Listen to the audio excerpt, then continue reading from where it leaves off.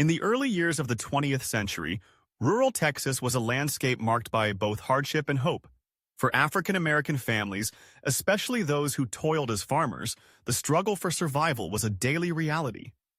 Yet, in the midst of this struggle, a quiet revolution began to take shape.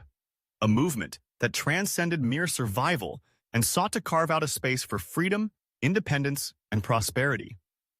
This was not a movement led by famous figures or grand political campaigns.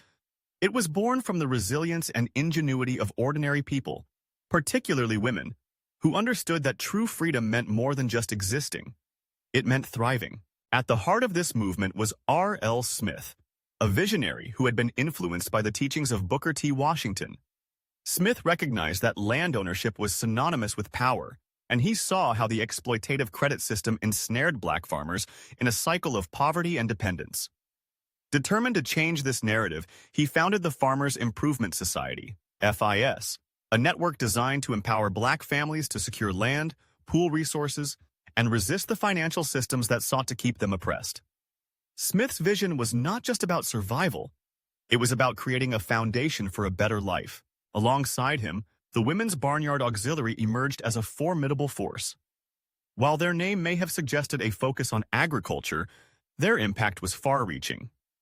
These women were educators, innovators, and leaders who transformed their homes and communities.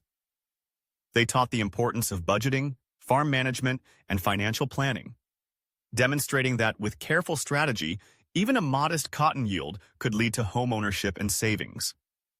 Isabel Smith, R.L. Smith's wife, stood before gatherings passionately advocating for financial literacy, showing how the principles of thrift and planning could empower families to rise above their circumstances. The collective efforts of the FIS and the WBA led to remarkable achievements. They established schools to educate their children, organized purchasing cooperatives to maximize their buying power, and even founded their own bank and college. They were not just building a community, they were laying the groundwork for a legacy that would endure for generations. Families buried their loved ones on land they owned, a testament to their hard-fought freedom and the lives they built together. Among these women was Ruby Brown, a trailblazer who defied the conventional expectations of her time. She owned a cafe and drove her own car, embodying the spirit of independence that many sought to achieve. Ruby and her peers were not content with merely accepting the status quo. They were determined to redefine it. They understood that freedom was not a gift handed down from above, but something that had to be claimed through action, collaboration, and unwavering determination. Their grassroots approach to community development was rooted in dignity and mutual care. They recognized that the most impactful changes often began in the most unexpected places: a barnyard, a kitchen table, or a hand-dug field. Through their collective efforts, they demonstrated that the path to freedom was paved with cooperation and strategic thinking.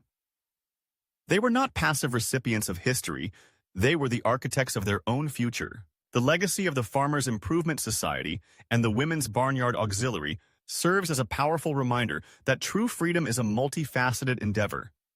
It is about more than just escaping the chains of oppression. It is about building, owning, and thriving in a world that often seems stacked against you. Their story is one of resilience and empowerment, illustrating that when communities come together with a shared vision, they can create a future that honors their struggles and aspirations. They taught us that freedom is not merely a state of being. It is a continuous act of creation, a commitment to uplift one another, and a declaration that we will not be confined by the limitations imposed upon us.